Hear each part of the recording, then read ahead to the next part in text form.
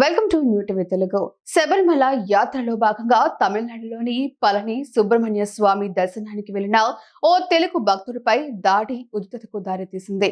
బాధ్యులపై చర్యలు తీసుకోవాలంటూ అయ్యప్ప స్వాములు ధర్నాకు దిగారు.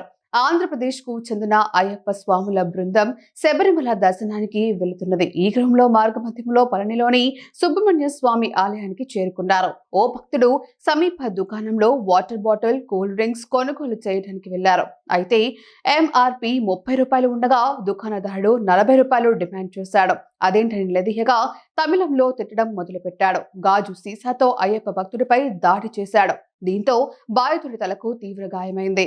అంతటితో ఆగకుండా మెడలో దండ తెంపివేశాడు. విషయం తెలుసుకున్న తోటి అయ్యప్ప భక్తులు ఒక్కొక్కరుగా ఘటనా స్థలికి చేరుకున్నారు. దాడికి పాల్పడిన దుకాణదారుని నిలదీశారు. ఈ క్రమంలో స్థానికులు ఆ వ్యాపారికి అండగా నిలిచి అయ్యప్పలతో వాగ్వాదానికి దిగారు. ఆ వ్యాపారిపై కఠిన చర్యలు తీసుకోవాలని డిమాండ్ చేస్తూ అక్కడే ఆందోళనకు దిగారు.